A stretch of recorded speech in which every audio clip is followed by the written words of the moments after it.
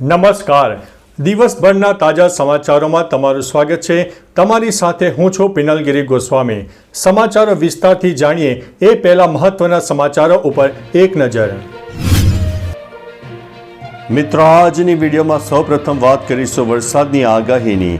દક્ષિણ ભારતમાં ઉદ્ભવેલા વાવાઝોડાને કારણે આગામી એક સપ્તાહ સુધી દક્ષિણ ભારતમાં વરસાદની શક્યતા રહેલી છે. વાવાઝોડાની અસરના ભાગરૂપે થઈને દક્ષિણ ગુજરાત અને સૌરાષ્ટ્રના દક્ષિણી પટ્ટામાં પણ આંશિક વાદળોનો રાઉન્ડ જોવા મળે અને જો કોઈ જગ્યાએ લોકલ ડેવલપમેન્ટ સર્જાઈ જાય તો જે તે વિસ્તારમાં છાંટાછૂટી થાય, પરંતુ નુકસાનીવાળો વરસાદ નહીં હોય. ઠંડીની આગાહીની વાત કરીએ તો ગુજરાતમાં ન્યૂનતમ તાપમાન 15-16 ડિગ્રી કરતાં નીચે જોવા મળી રહ્યું છે. આગામી 72 કલાકમાં હજુ પણ ઠંડી વધી શકે છે. તેની પાછળનું મુખ્ય કારણ છે કે વેસ્ટર્ન ડિસ્ટર્બન્સ સક્રિય થતાં તાપમાનમાં જોઈએ એવો ઘટાડો પણ નોંધાવાનો છે. એટલે કે ગુજરાતના અનેક વિસ્તારમાં 14 ડિગ્રી કરતાં પણ નીચે ન્યૂનતમ તાપમાન જોવા મળે તો નવાઈની વાત નહીં. મિત્રો, અન્ય મહત્વના સમાચારની વાત કરીએ તો ખ્યાતિકાંડ બાદ પણ એજન્ટોની નવી સ્કીમ. અમદાવાદની ખ્યાતિ હોસ્પિટલમાં થયેલા કાંડ બાદ રાજ્યની બરની હોસ્પિટલો સતર્ક થઈ ગઈ છે.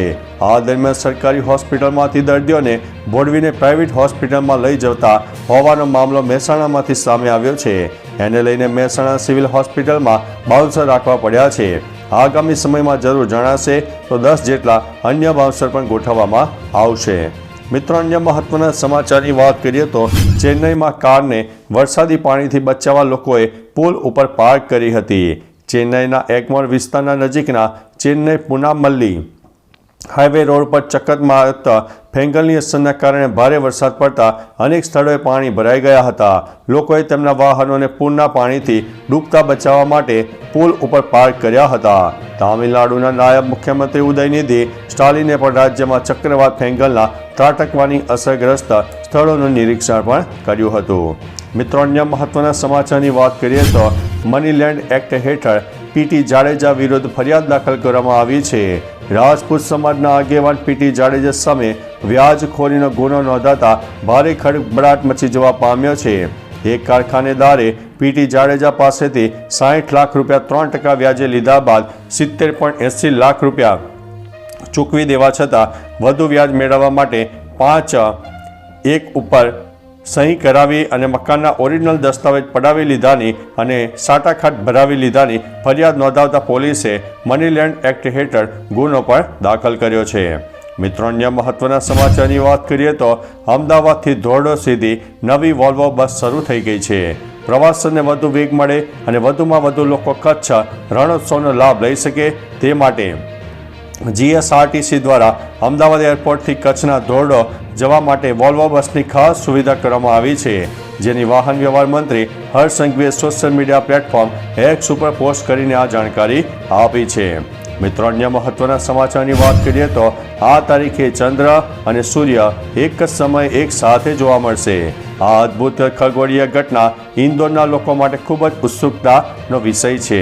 ભારત સરકારના હવામાન વિભાગ હેઠળ એસ્ટ્રોનોમી સેન્ટર દ્વારા કહેવામાં આવ્યું છે કે ઇન્દોરમાં 1 ડિસેમ્બરના રોજ સવારે 6:50 ચંદ્ર અને સૂર્યની સાથે ઉગશે. હવામાન વિભાગના જણાવ્યા અનુસાર પ્રથમ વખત આવું થઈ ગયું છે. આ ઘટના ઇન્દોરમાં ઉત્સાહપૂર્વક જોવામાં આવી હતી.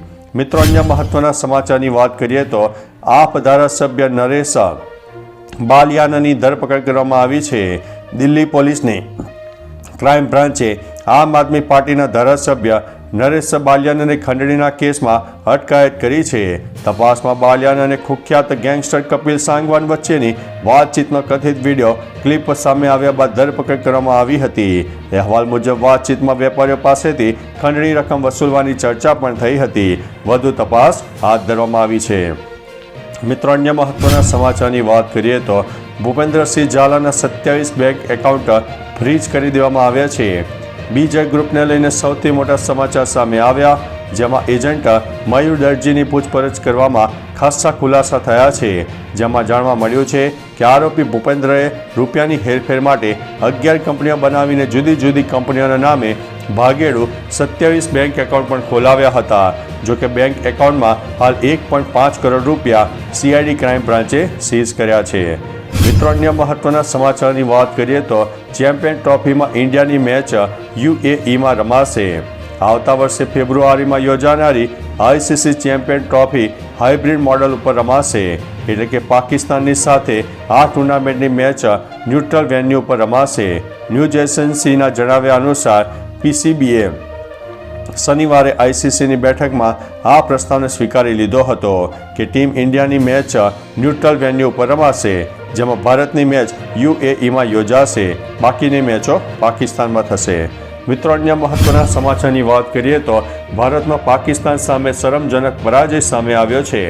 અંડર-19 એશિયા કપ 2024માં ભારતીય ટીમે પોતાની પહેલી મેચ પાકિસ્તાન વિરુદ્ધ રમી હતી.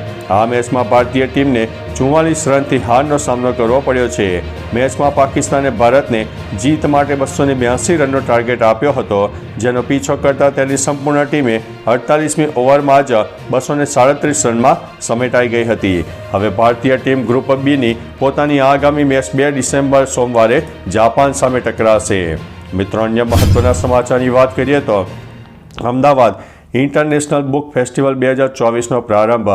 Ahmedabad riverfront event centre Paldi ખાતે ભારત સરકારના શિક્ષા મંત્રાલય અને નેશનલ બુક ટ્રસ્ટના સહયોગથી અમદાવાદ મ્યુનિસિપલ કોર્પોરેશન દ્વારા આયોજિત અમદાવાદ ઇન્ટરનેશનલ બુક ફેસ્ટિવલ 2024નો મુખ્યમંત્રી ભૂપેન્દ્રભાઈ પટેલે પ્રારંભ કરાવ્યો હતો. મુખ્યમંત્રી ભૂપેન્દ્રભાઈ પટેલે આ સાથે અમદાવાદ નેશનલ બુક ફેરમાંથી વિવિધ પુસ્તકો પણ ખરીદ્યા હતા. મિત્રો અન્ય મહત્વના સમાચારની વાત કરીએ તો બોર્ડની પરીક્ષાના ફોર્મ ભરવાની તારીખ લંબાવાઈ છે.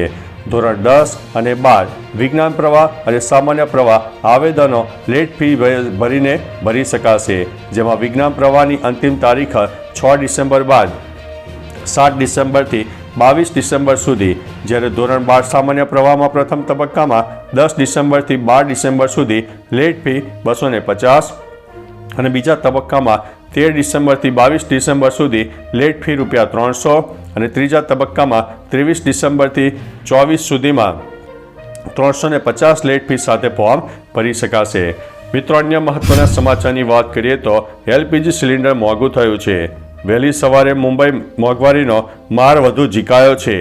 ગઈકાલથી એલપીજી ગેસ સિલિન્ડરની કિંમતમાં ₹18.50નો વધારો કરવામાં આવ્યો છે. આ વધારો માત્ર કોમર્શિયલ સિલિન્ડરના ભાવમાં કરવામાં આવ્યો છે. ઘરેલું ગેસ સિલિન્ડરના ગ્રાહકો માટે રાહત છે. 14 કિલોના એલપીજી સિલિન્ડરની કિંમતમાં કોઈ ફેરફાર કરવામાં આવ્યો નથી. કોમર્શિયલ સિલિન્ડરની કિંમતમાં આ વધારો દેશભરમાં કરવામાં આવ્યો છે.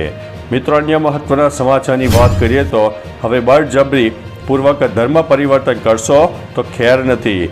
રાજસ્થાનમાં સીએમ ભજનલાલની કેબિનેટમાં બેઠકમાં ધર્માંતરણ વિરોધી બિલને મંજૂરી આપવામાં આવી છે. હવે આ બિલને બજેટ સત્રમાં ગૃહની અંદર લાવવામાં આવશે. બળજબરીથી ધર્માંતરણ કરવા પર 10 વર્ષ સુધીની જેલની સજા થશે.